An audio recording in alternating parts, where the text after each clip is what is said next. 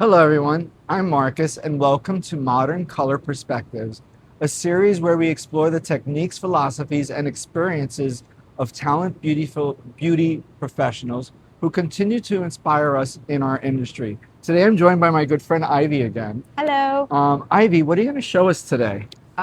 So today, guys, we're going to do something called base bumping, base breaking. It's going to teach you how to apply the color, when clients should get a base break, or when to do it, when not to do it. So as we get into this segment, I'll show you more. Watch how fast she is. She does it so fast. Yeah. Perfect. And we'll be right back to show you what we do, what she does. Hello, Ivy. So what exactly is a base breaking or base bump? So base break is what I'm doing right here, and I'm literally just applying the color to the root. It's just going to take the edge off the natural hair color. You don't want to change the color. You just want to kind of just soften the color. And you're going so fast. Who's the ideal client for this type of process or service? So this is for like a pretty much a low maintenance client. They don't want to, do their hair so often.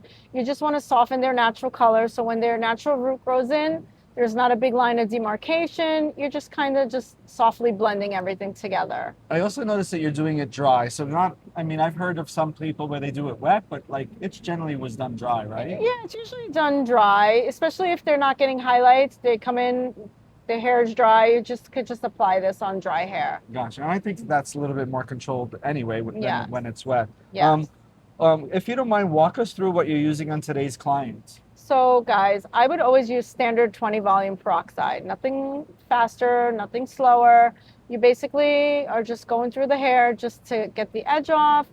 And, usually you use like about a level 8, a level 9, because you don't want to lift too much. And how long do you think you would tend to leave it on? Well, I'm pretty quick applying it because I really want to get the color on there. And then leaving it on, it depends on the client. If you're not sure, you could check it with a comb, push the color away from the root. You just kind of want to soften the hair. You don't want to change the color. You just want to soften the line. And that's what you're looking for when you're watching. You're kind of separating. You're separating it. You just want to see the softness come to life. And what will the client possibly notice when they finish seeing this? They'll feel a little brighter, a little warmer. Sometimes as we get older, our hair color changes. We get a little drabber. We don't have much shine to our hair anymore. This will just bring your hair to life. It's just gonna, soften everything up. And who wouldn't you recommend this type of service for? This I wouldn't recommend for clients that have a lot of gray hair. This process is just basically just to soften the hair. It's not going to change the hair color. It's not going to cover the gray. So those people should avoid doing a base break. I have another question about the person you apprenticed under, Brad John. What was maybe the one lesson that you took away when you learned base breaking with him that stayed with you throughout your career?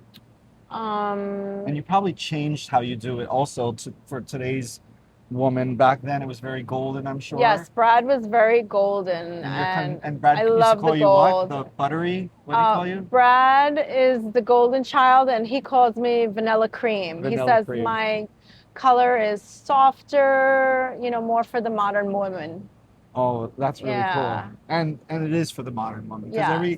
every decade people change what People they change. want. The 90s was all about gold. Your hair could be as gold as a sunflower, and the golder the better. It's like that's the way it was. Times change. And have the disciplines kind of more or less stayed the same? You just changed some of the formulation? More of the formulation, more my toners, things are a little softer now, Look, you're on your finishing sections over Yes, here, you Ivy. guys, you got to move quick because some clients will pick up quickly. They could pick up in 5 minutes. Some clients I only leave on for 10 minutes. And now what I'm doing, I'm just kind of like checking it, pulling it through. Wow, that was amazing, Ivy. Thank you for sharing that and for educating people. I have one more question I'd like to ask you. Sure. If every colorist watching today remembered just one thing about base breaking, base bumping, what would you like for that to be? Well, guys, I think it's important for you to not worry so much about how long to leave this color on. The point of the base break is to just take the edge off the color. You just want things to be softened. So with this, speed is more important. So if you're not fast, you're not going to get the look you want to achieve.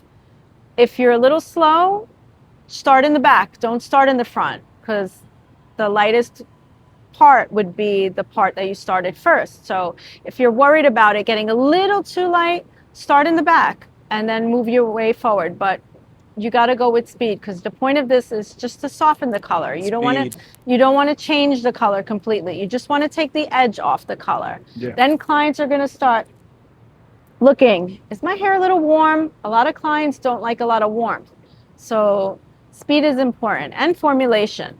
Once you got those two keys down, you're good to go. Absolutely. Yeah. Thank you so much for sharing your knowledge and demonstrating your approach to base breaking again, Ivy. I think this is going to help generations of hair colorists in the future to learn. Yes.